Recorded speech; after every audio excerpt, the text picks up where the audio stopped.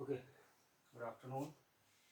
Today we will see how to write the IPC name of organic compounds. Fine.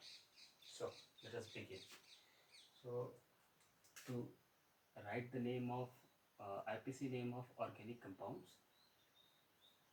IUPAC name of organic compounds,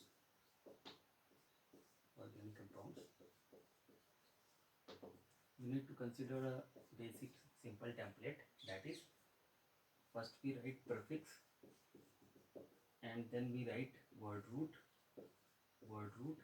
and then we write suffix.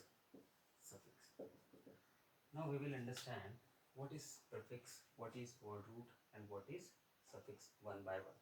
First we will see about word root. What is word root? Word root से हम क्या समझते हैं? ठीक है, word root simple word root का मतलब होता है, word root का मतलब होता है कि जो आपकी पेरेंट कार्बन की चेन है, पेरेंट कार्बन चेन जो है, पेरेंट कार्बन चेन, इसको हम मेन कार्बन चेन कहेंगे या मेन कार्बन चेन कहेंगे।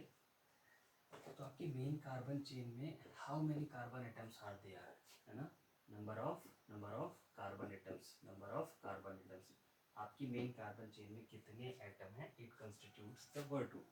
फॉर एग्जांपल, अगर हमारी मेन कार्बन चेन में एक कार्बन है, C1 means one carbon atom है, तो इसके लिए हम वर्ड रूट क्या लिखेंगे, ईथ लिखेंगे, है ना। दो कार्बन है अगर, तो वर्ड रूट क्या लिखेंगे, ईथ लिखेंगे। तीन कार्बन है अगर, तो क्या लिखेंगे, प्रोप लिखेंगे। चार कार्बन है तो क्या लिखेंगे, ब्यूट लिखेंगे। पांच कार्बन है तो क्या लिखेंगे, पेंट लिखेंगे। छह कार्बन है तो क्या लिखेंगे, हेक्स लिखेंगे। सात कार्बन है तो क्या लिखेंगे, हेप्ट लिखेंगे। आठ कार्बन है तो क्या लिखेंगे, ऑक्ट लिखेंगे। नौ कार्बन है तो क्या लिखेंगे, नॉन लिखेंगे। और 10 कार्बन है अगर हमारी मेन कार्बन चेन में, तो क्या लिखेंगे, डेक लिखेंगे, एंड सो ऑन। आगे भी है, अभी इतने में काम चल जाएगा। देन फिर हम देखते हैं suffix. The suffix consist of, जो सफिक्स है उसमें भी दो सफिक्स होते हैं। पहला है primary suffix, this marker is not inked, so इसी से काम चलाते हैं। Primary suffix and second one is secondary suffix. अभी समझते हैं कि ये जो प्राइमरी सफिक्स है और सेकेंडरी सफिक्स है, ये क्या है। जो प्राइमरी सफिक्स है, it denotes the nature of carbon chain, जो हमारी कार्बन की चेन है, जो पेरेंट, कौन सी carbon chain, parent carbon chain. जो पेरेंट कार्बन चेन है, ये मेन कार्बन चेन है आपके ऑर्गेनिक फॉर्म में। तो पेरेंट जो कार्बन चेन है उसका नेचर कैसा है, मतलब ये कार्बन चेन जो है सैचुरेटेड है कि अनसैचुरेटेड है। कार्बन चेन आपकी सैचुरेटेड है कि अनसैचुरेटेड है, अब ये सैचुरेटेड अनसैचुरेटेड से क्या मतलब है हमारा। सैचुरेटेड मतलब कार्बन चेन, अगर आपकी जो मेन कार्बन चेन है उसमें हर एक कार्बन दूसरे कार्बन से, अपने सक्सीडिंग कार्बन से या प्रीसीडिंग कार्बन से सिंगल कोवलेंट बॉन्ड से जुड़ा हुआ है, तो हम कहेंगे कि ऐसी carbon chain saturated carbon chain कहलाती है। या सैचुरेटेड जो कंपाउंड्स होते हैं जैसे एल्केन्स हैं, तो ये क्या कहलाते हैं, सैचुरेटेड हाइड्रोकार्बन्स क्यों कहलाते हैं, क्योंकि हर कार्बन के बीच सिंगल कोवलेंट बॉन्ड वो प्रेजेंट होता है ना। और अनसैचुरेटेड हाइड्रोकार्बन मतलब आइदर एल्कीन्स और एल्काइंस, है ना। एल्कीन्स मतलब जिनमें एटलीस्ट मेन आपकी कार्बन चेन में कोई एक बॉन्ड भी आ गया, एक डबल बॉन्ड भी आ गया, तो हम कहेंगे वो एल्कीन है।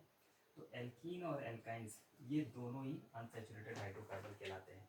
एल्काइंस मतलब जब carbon chain irrespective of the length of the carbon chain कितनी बड़ी है इससे कोई फर्क नहीं पड़ता, अगर किसी भी दो कार्बन के बीच एक ट्रिपल बॉन्ड आ गया तो हम कहेंगे कि वो एल्कीन है ना। और अगर एल्काइन फैमिली का मेंबर है, अगर किन्हीं दो कार्बन चेन के बीच irrespective of the length of the carbon chain, carbon की चेन की लेंथ कितनी है इससे कोई फर्क नहीं पड़ता, अगर एक डबल बॉन्ड भी आ गया दो कार्बन के बीच, तो हम कहेंगे कि वो एल्कीन फैमिली का मेंबर है, ठीक है। तो अगर हमारी मेन कार्बन चेन में एक भी डबल बॉन्ड है या एक भी ट्रिपल बॉन्ड है, तो हम कहेंगे हमारी पेरेंट कार्बन चेन का नेचर कैसा है, अनसैचुरेटेड नेचर है। और अगर सिंगल कोवलेंट बॉन्ड प्रेजेंट है एवरी कार्बन एटम के बीच हमारी मेन कार्बन चेन में, तो हम क्या कहेंगे कि हमारी कार्बन चेन कैसी है, सेचुरेटेड है।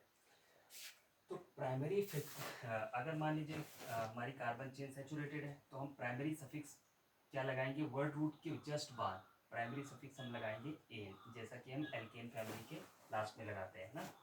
और अनसेचुरेटेड हाइड्रोकार्बन अगर चेन है तो दो पॉसिबिलिटी है, either it may be double bond alkene और आइदर मे बी एल्काइन, मतलब डबल बॉन्ड भी हो सकता है, ट्रिपल बॉन्ड भी हो सकता है। अगर डबल बॉन्ड है तो मतलब एल्कीन है, तो हम क्या लगाएंगे, प्राइमरी सफिक्स इन लगाएंगे, ई एन ई, है ना, जो हम किसके लिए लगाते हैं, एल्कीन्स के लिए लगाते हैं। वैसे ही ट्रिपल बॉन्ड के केस में हम क्या सफिक्स लगाएंगे, वाई एन ई, मतलब आयन लगाएंगे, जो हम एल्काइंस के लिए लगाते हैं। ठीक है, तो अभी हमने समझा कि वर्ड रूट क्या होता है। Word root denotes the number of carbon chain, main carbon chain में कितने कार्बन है ना, इसको डिनोट करता है कौन, वर्ड रूट। फिर हमने देखा सफिक्स में भी हमने देखा जो वर्ड रूट के बाद लगता है उसको क्या बोलते हैं, सफिक्स बोलते हैं। सफिक्स भी दो टाइप का होगा, प्राइमरी सफिक्स और सेकेंडरी सफिक्स। प्राइमरी सफिक्स हमने समझा, it denotes the nature of parent carbon chain, कैसी है उसका नेचर बताता है। इसमें मतलब हमारी जो मेन कार्बन चेन है उसमें कार्बन कार्बन के बीच बॉन्डिंग कैसी है, अगर कार्बन कार्बन के बीच सिंगल बॉन्ड प्रेजेंट है, या हम कहें कि सेचुरेटेड चेन हमारी कैसी है, सेचुरेटेड है, जैसा कि एल्केन्स के केस में देखते हैं, तो हम प्राइमरी सफिक्स क्या यूज़ करने वाले हैं, A N E, N use करेंगे। और अगर पेरेंट चेन का नेचर कैसा है, unsaturated, it means carbon carbon के बीच एटलीस्ट एक डबल बॉन्ड आ गया या एटलीस्ट एक भी ट्रिपल बॉन्ड आ गया, तो हमारी मेन कार्बन चेन क्या हो जाएगी, या अनसेचुरेटेड हो जाएगी। अगर डबल बॉन्ड है एक भी तो हम इन लगाएंगे, और ट्रिपल बॉन्ड है तो आइन लगाएंगे। अभी सवाल ये होता है कि मान लीजिए दोनों आ गए तो क्या करेंगे, तो फिर हम प्रायोरिटी ऑर्डर का यूज़ करके फिर देखेंगे। ठीक है, कि प्रायोरिटी ऑर्डर में जो पहले आएगा हम उसको तवज्जो देंगे, उसको प्रायोरिटी देंगे। अभी के लिए इतना समझते हैं कि primary suffix denotes the nature of parent carbon chain, simple. Now come to secondary suffix. ये सेकेंडरी सफिक्स किसको डिनोट करता है, secondary suffix denotes functional group. Secondary suffix denotes functional group. तो समझते हैं पहले ये फंक्शनल ग्रुप होते क्या है भाई, है ना, फंक्शनल ग्रुप क्या होते हैं इनको समझते हैं, फिर आगे बढ़ते हैं। Functional group, what are functional group, group of atoms, group of atoms which determines the property of any organic compound are known as functional group, है ना। ऐसे एटम्स के ग्रुप, ऐसे एटम्स या ग्रुप ऑफ एटम्स जो किसी organic compound की, किसी ऑर्गेनिक मॉलिक्यूल की, ऑर्गेनिक कंपाउंड की क्या डिटरमाइन करें, प्रॉपर्टी डिटरमाइन करते हैं, प्रॉपर्टी निर्धारित करते हैं, उसको क्या बोलते हैं, फंक्शनल ग्रुप बोलते हैं। ठीक है, क्या बोलते हैं, फंक्शनल ग्रुप। फॉर एग्जांपल जैसे एल्कोहल है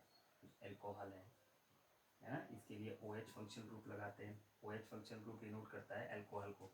ठीक है, वैसे एल्डिहाइड है हमारे पास, सॉरी एल्डिहाइड है हमारे पास, एल्डिहाइड CHO ग्रुप, CHO एक कार्बन, कार्बन कार्बन होता है, एक हाइड्रोजन एक ऑक्सीजन, अभी समझेंगे इनका स्ट्रक्चरल फॉर्मूला समझेंगे।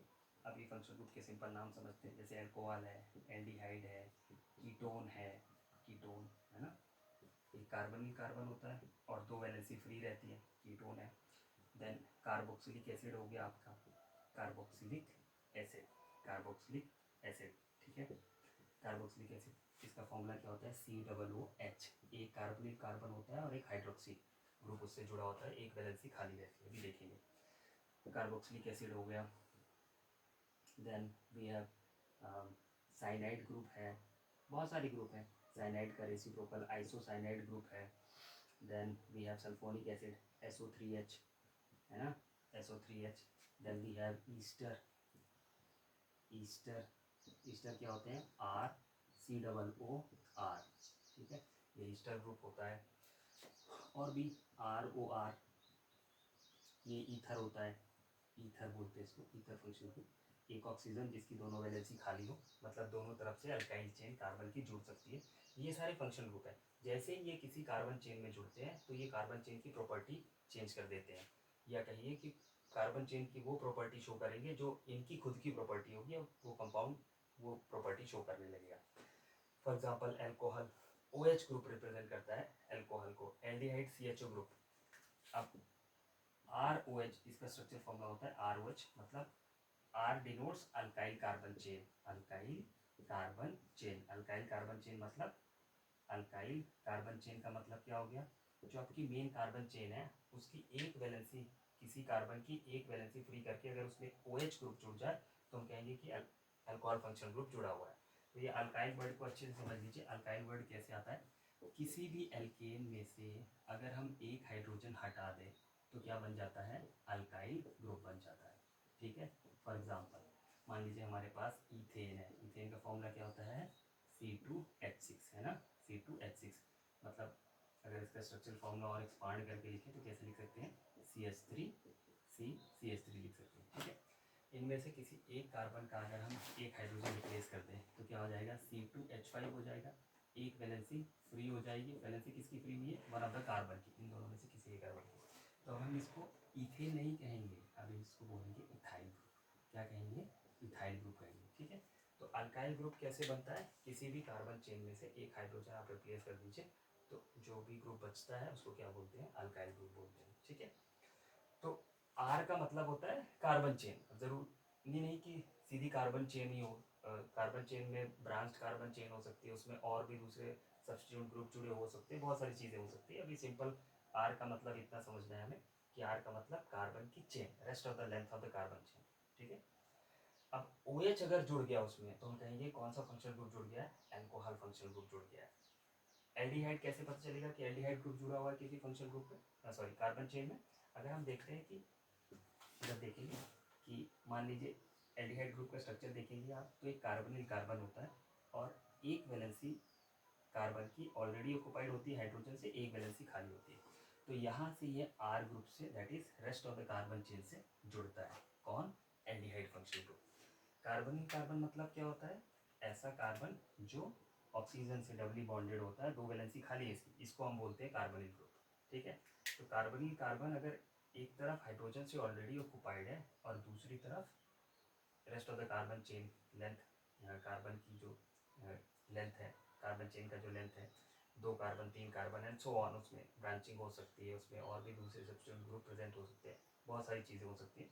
तो जो रेस्ट ऑफ इसके अलावा बाकी कुछ भी जुड़ा हुआ है तो हम कहेंगे अल्काइल ग्रुप जुड़ा हुआ है इसमें। तो ये एल्डिहाइड फंक्शनल ग्रुप है। फिर कीटोन फंक्शनल ग्रुप को आप कैसे पहचानेंगे कि किसी भी चेन में कीटोन फंक्शनल ग्रुप है। पहली बात तो ये कीटोन फंक्शनल ग्रुप कभी भी टर्मिनल नहीं होगा। टर्मिनल का मतलब कभी भी चेन के एक साइड में नहीं होगा, मतलब एकदम लास्ट कार्बन पे नहीं होगा। क्यों, क्योंकि इसकी दोनों वैलेंसी खाली होती है।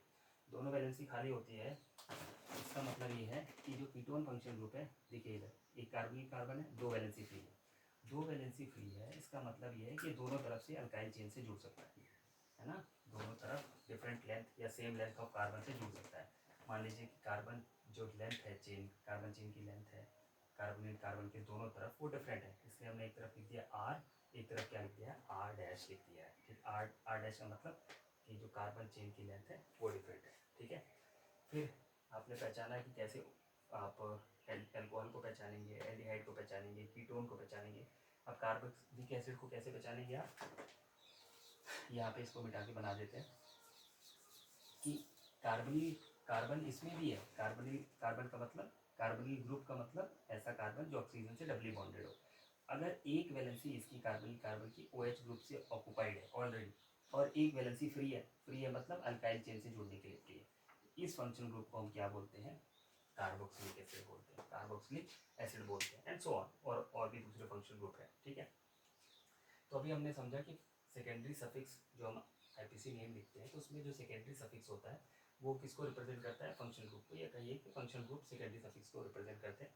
और फंक्शनल ग्रुप क्या होते हैं, द एटम और group of atoms which determines the property of any organic compound are known as functional group. हमने देखा बहुत सारे फंक्शनल ग्रुप हो सकते हैं।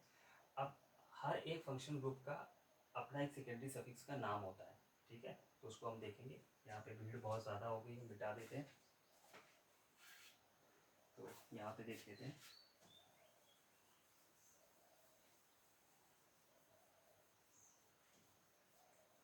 फॉर एग्जाम्पल हम देखिए एल्कोहल को, तो जो एल्कोहल होते हैं, एल्कोहल्स को कैसे रिप्रेजेंट करते हैं, OH ग्रुप से रिप्रेजेंट करते हैं। इनके लिए हम सेकेंडरी सफिक्स क्या लिखते हैं, ऑल लिखते हैं, OL। क्या लिखते हैं, ऑल, OL। एल्डिहाइड के लिए हम क्या लिखते हैं, एल्डिहाइड, एल्डिहाइड मतलब CHO ग्रुप, CHO ग्रुप के लिए हम क्या लिखते हैं, आल लिखते हैं, AL। ठीक है, थोड़ा सा ही डिफरेंस है, इसको ध्यान रखना, कई बार कंफ्यूजन हो जाता है। अल्कोहल में हम ओ लिखते हैं, ऑल, और एल्काइल में एल्डिहाइड में आल लिखते हैं, ए एल लिखते हैं, ठीक है, सेकेंडरी सफिक्स है। देन कार्बोक्सिलिक एसिड को देखें अगर हम, कार्बोक्सिलिक एसिड को, कार्बोक्सिलिक एसिड जिसका कि स्ट्रक्चर अभी हमने देखा, COOH ग्रुप होता है, एक वैलेंसी फ्री है, यहाँ से दूसरे कार्बन से मेन कार्बन चेन से जुड़ेगा। तो कार्बोक्सिलिक एसिड के लिए हम क्या लिखते हैं, ओइक एसिड लिखते हैं, सेकेंडरी सफिक्स ओइक एसिड लिखा जाता है, क्या लिखा जाता है, ओइक एसिड लिखा जाता है। देन हम कीटोन के लिए अगर देखें, कीटोन, कीटोन के लिए क्या लिखते हैं, कीटोन का स्ट्रक्चर क्या हुआ, एक कार्बन कार्बन, दो वैलेंसी फ्री है ना। तो कीटोन के लिए हम लिखते हैं ओन, ठीक है, ONE, इसको वन नहीं पढ़ा जाता, इसको ओन पढ़ा जाता है, ONE, ठीक है, ONE पढ़ा जाता है।